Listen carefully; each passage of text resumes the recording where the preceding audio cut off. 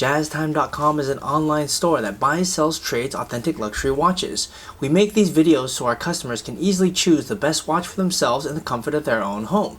We offer the lowest price anywhere online. If you would like to know the price, simply click on the link in the description below. And if you enjoy our videos, we'd greatly appreciate it if you buy a watch from JazzTime.com. So today I'm going to be comparing the Rolex Daytona 116500 LN White against the Rolex GMT-Master 2 Pepsi 126710 BLRO.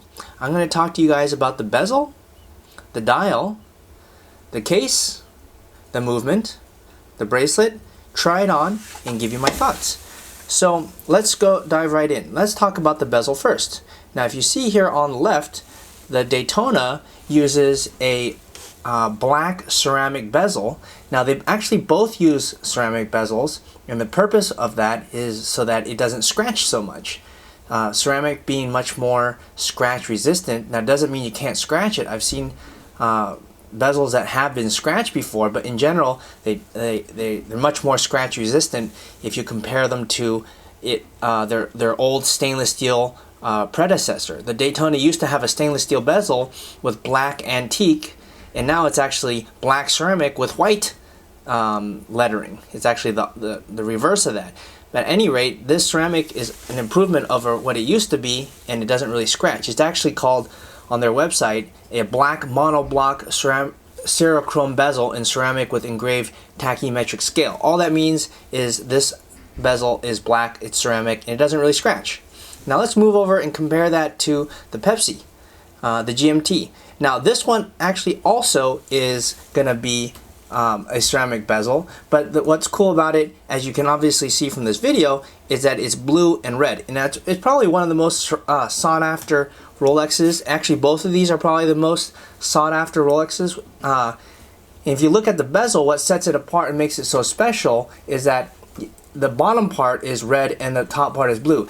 Anyone know why that is? Well, it's actually because this watch is designed to calculate time in both 24 hours.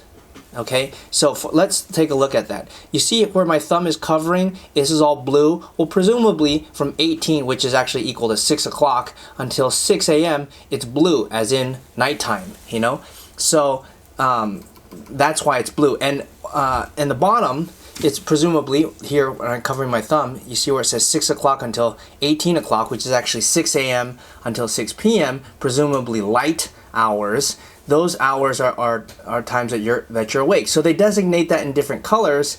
You know, presumably this was a watch set by pilots to use, and so they had the separation of it. And it's a bidirectional, rotatable, 24-hour graduated bezel, two-color, red and blue, serochrome insert in ceramic, engraved with numerals and graduations. Basically, it just means it's ceramic bezel and it's blue and red. That's what you got to remember. I'm going to go ahead and move that bezel for you. Okay, it's actually bidirectional, as I said earlier. So if you compare those side by side, they're basically both scratch resistant, and they don't fade, and they look really nice, which is probably one of the reasons why they're both so sought after. Now let's talk about the case. Now the case is what houses the movement inside, okay? Now immediately, I'm going to hold them up side by side like this. You'll notice, what do you guys notice about these cases? Okay, now the case on your left, which is the Daytona, is actually 40 millimeters. Now 40 millimeters is from my thumb to my index finger. And the GMT is also 40 millimeters. But what do you guys notice about the case? It's using a monoblock middle case, screw down case, back and winding crown. It has an Oyster case, Oyster steel case, and it's 40 millimeters. Blah, blah, blah. Basically, what I would take out of this is that if you look at the lugs, which is what my finger is pointing to, where a watch connects with the band, it's very thin. You see that? And if you compare that over here to the right, which is a GMT, it's also using a 40 millimeter case, but the lugs are much thicker. You guys see that? I mean, that's pretty obvious, right? Thin lug, thick lug, and that's basically the takeaway there. Now let's take a look at them with a side profile. Now I want to say they're something like 12 millimeters in thickness, and if you look at them side by side, I'm trying to hold them for you. They pretty much look at the same thickness, and I believe they are. I want to say it's like either 11, I think maybe 11 millimeters, I believe is the thickness, something like that. So it's really comfortable. Now, if you just look at them side profile like this, the Daytona with these curved lines, you see how it's like curved on the bezel more, and this GMT is more like a sharper line. It actually makes the GMT look a lot bigger. At least in my opinion, it does. I mean, if you hold them side by side, doesn't the GMT look a little bit bigger? It actually looks a little bit chunkier because of these, fat lugs. So that's what you could take away from it. Okay, now let's dive underneath and look at the movement. Now you can't see the movement. I have the Daytona in front of you. It's using a caliber 4130, and has a precision of plus minus 2 seconds a day after casing, and uses a paramagnetic blue parachrome hairspring and a bidirectional self-winding via perpetual rotor, and it has approximately 72-hour power reserve. Okay. Now, contrast that with the GMT, which is using a 3285 movement, and it also has a plus minus 2 second a day after casing and a bidirectional self-winding perpetual rotor, and it has a power reserve of 70 as well. Now, what does all that nonsense mean? It just means that they have really fantastic movements. You're never going to see it, but they're really good. They're not going to cause you any problems, and they're tried and tested, and they're the updated movements. Okay. Now let's move on. So let's talk about the next thing, which is function. Okay. Now on the left, you'll see that it has a. This is what's called a chronograph. You see how it has these 3 subdials? I can't really go into depth and show you how to use this thing because we have other videos like that if you search our other videos. Okay, but basically it calculates elapsed time, and I just did that for you. Okay, now here on the other side with the GMT, it actually calculates 2 time zones. Now you see this little red hand right here? That is telling the time in a second time zone. For example, like if you're in here in USA and you do traveling to Asia, or you want to know the time in Asia, you could set that second hand on Asia's time. Now if you see it, it's pointing here at 14, right? So what does that mean? That means it's 2 o'clock, because 14 is equal to 2 o'clock. And then you look at the minute hand, which is at 53. So in this situation, if you just looked at it the way it stands, it'd be 2:53 in another country.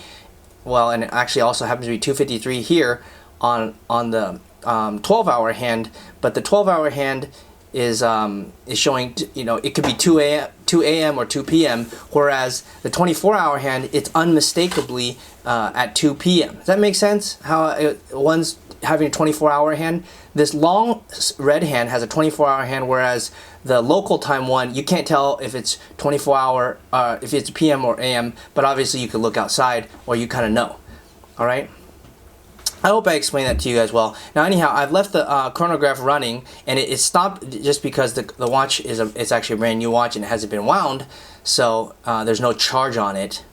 So I'll go ahead and just maybe wind that a little bit for you, and you'll see, it start to pop a little, and I'll give you a little shake, and again it starts moving again. So I'm gonna, since it's a brand new watch and someone's gonna actually have it, I don't want to run this thing too much, but I'll stop it there, and you'll watch all these subdials. I'll go back to the beginning. Ready? 1, 2. Bam. Okay, and I'll tighten this back up so that it's watertight. And anyways, so I've talked to you about all those pieces. Now let's talk about the bracelet. That's probably one of the most glaring different things about this watch. Now, you don't need me to tell you that this bracelet looks obviously different, but I'll show them to you side by side. So the one on the left is an Oyster bracelet, and it has 3 pieces across, and it's also made out of oyster steel. It's just basically a fancy word for stainless steel. And the one on your right, the GMT on the edge of my hand right here, this is using a Jubilee bracelet, and the Jubilee bracelet has 5 links across. Okay, now let's talk about the buckle. Now looking at the buckle, they pretty much look the same. Alright, and they're both using a folding Oyster safety clasp with 5mm comfort extension link. Now what does all that mean? Well, I'm about to show you. So let's open this up. Now this is a folding Oyster lock safety clasp. Now what that means, you close the top, and this is the safety. That means it won't come out when you're doing some kind of sport or something. Now what is a 5mm thing all about? Well, you see this thing? Watch. Boom. I just made it 5mm longer. Now if you're hot, then it can do that. Now the GMT can do exactly the same thing. I'm going to go ahead and open that one up. okay? And if you want to make it, this one's already out but if I want to make it smaller, boom, that makes it smaller. Okay, now I've gone ahead and told you guys pretty much about everything. Now, if you guys want my thoughts on it, I hate to say like both watches are great, but really both watches are great. We sell a lot of either of these, or both of them, I should say, at jazztime.com, and we actually sell it for the lowest price anywhere online. So now it's time for me to give you sort of my opinion on either. Now, you really can't go wrong with either watch, because the Daytona, as you see here, it's a very beautiful watch. It's actually iconic. Almost everybody who sees it knows what it is. It's coveted, and I also really like that it can do calculate elapsed time. For example, if you're waiting somewhere, or you have to be somewhere in exactly 7 minutes, or whatever. Sometimes you always have to check the time to see how much time has elapsed, and this one does that, and it does so very precisely with these chronograph functions. And I actually also like, it's actually one of the most complicated looking Rolexes with these subdials, and I love that they've updated it with this ceramic bezel, which now makes it like almost scratch proof. Stainless steel, you can buff out any scratch, and now with this ceramic bezel, it doesn't really scratch. Before, the problem was it scratched all the time, so it was not as desirable as it is now, which makes this watch an everyday wearer, and it also looks really badass, and I think it's a great looking watch. So that would be one of the reasons why I like the Daytona. And if you have $20-something thousand and you can buy one, then God bless you, you should do it.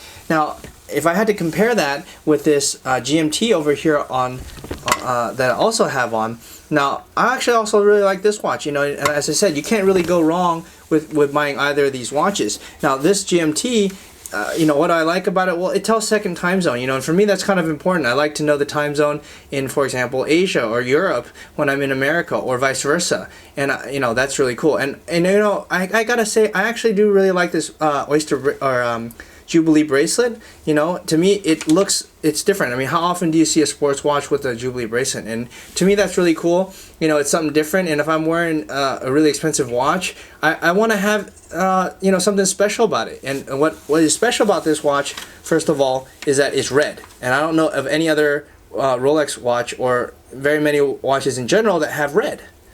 And so I really like that about it. I also like this Jubilee. I think it really makes the watch pop. It makes it undeniable, and then also tells a second time zone.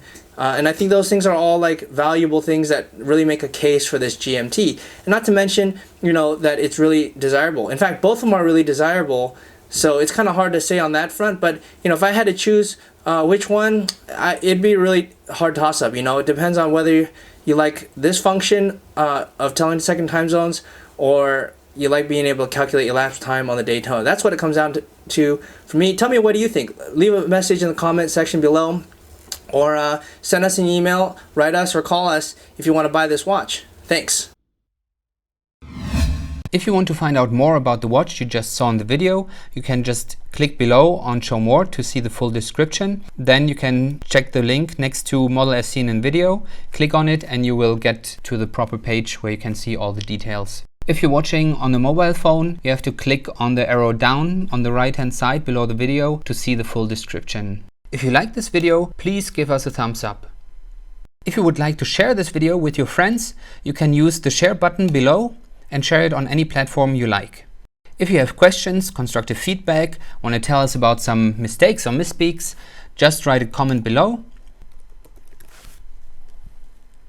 If you want to see more videos like this, you should subscribe to our channel and visit our channel page, where you can find all the videos. And if you're interested in a specific watch brand, you can check out our playlists. If you want to check the price for a watch or want to buy one, remember at jazztime.com you always get a steep discount, so you should check the prices with us. If you want to know the price for a specific watch, just go to Google, type in JazzTime, plus the brand, model, and the details you're interested in, and Google will find the right page for you.